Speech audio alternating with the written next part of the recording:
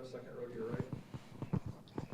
Hey man, you went through this process kind of last year. So Yes, what advantage do you think that gives you, and what have you worked on to try to get ready for this time around? Well, it definitely gave me advantage. First of all, just the mental preparation, just visualizing. That's kind of very big for me. Just being able to put myself in the moment and knowing exactly what I'm going to be able to do, and also just having some times that I've been looking forward to trying to go ahead and beat from last year. So it was definitely an advantage. Last year going through the process, and then obviously being able to come back and play the season last season. So, but I'm just really looking forward to going out tomorrow on Friday and having a good performance.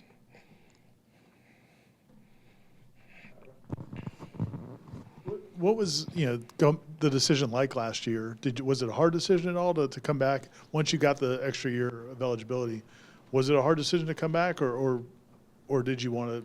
Nah, it wasn't a hard decision for me. I wanted to come back last season. I just felt like we had unfinished business, and we had such a special team and group of guys. I was really looking forward to just coming in and I had fun. I came in during the summer of 22, so I felt like my time here was very short. So I definitely wanted to come and add value, continue to add value like I did last season. But it wasn't a hard decision for me to come back. It was just we was just waiting to see if I was able to come back, and obviously everything worked out for me to do that and put myself in a better position this year to go to NFL. So now that's my main focus, been able to focus on that and train the full time this off season. So yeah, so it wasn't a hard decision for me at all.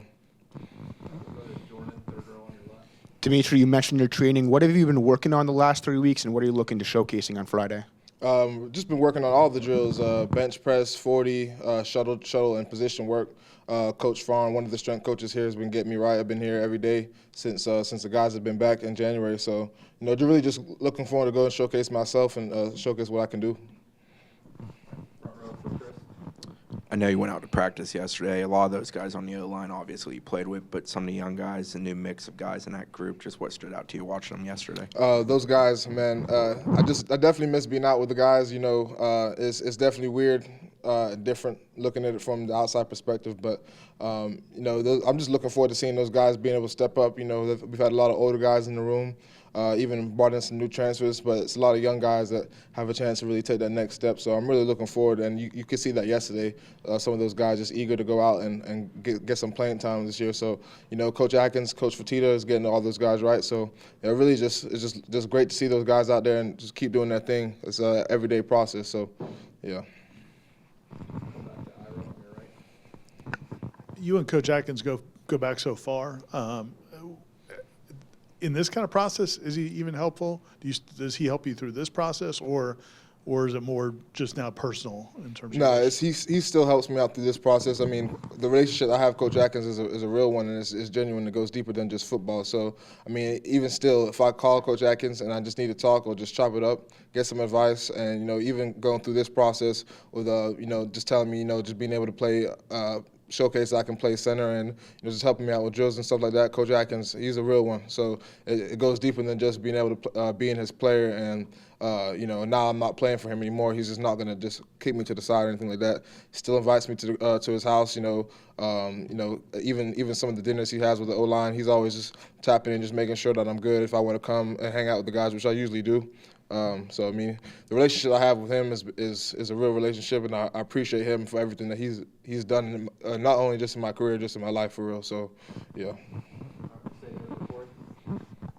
I don't know if you ever made a block 40 yards downfield. Considering you guys don't normally run 40 yards, what is the benefit of that drill? And what are the more important drills they look for in offensive linemen, as opposed to just flat 40 speed? Because I don't think that's that important at your position. Yeah, I mean, to be honest with you, it's just showing that your athletic ability. I mean, you want to be able to check the boxes off, and just make sure you're not running a slow time. So you want to be able to. But really, for the offensive lineman, the first 10 yards is like the main part.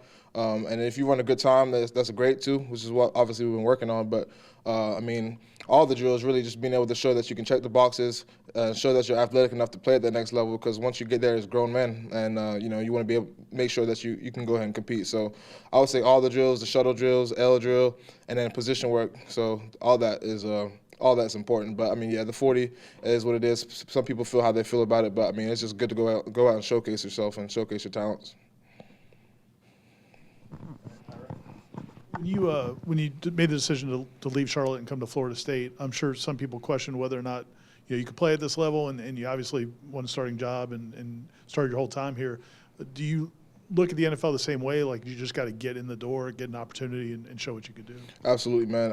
It's just funny because, I mean, it's been the story of my whole life, really. Just always just been, underdog mentality. A lot of people didn't think I was even going to be able to play at Charlotte, and then I played at Charlotte, and then, obviously challenged myself to come play at Florida State under limited time during the summer just to learn the playbook. I was able to come here and help the team out. That's all I wanted to do, was come help the team out and show value in any way I could. So, ended the season third team all conference last season, or in 22. This next season coming off, not sure if I was even going to be able to play for Florida State again. Went through this kind of a weird off season where I was working out with the team. Then I started training for pro day, obviously. Then I got the waiver, so I had the full summer to really, get my body right and get ready for the season. And then just continue to add value again. And then this past season just being another first team all conference selection. So it's always just kind of been the underdog.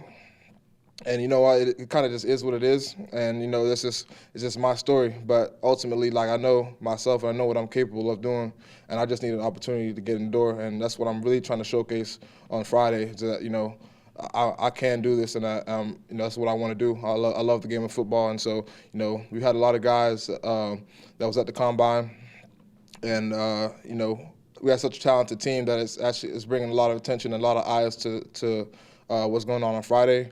And I'm really just looking forward to just taking advantage of that. Anything else for me? All right. Thank you. Appreciate you. Sure. Appreciate y'all.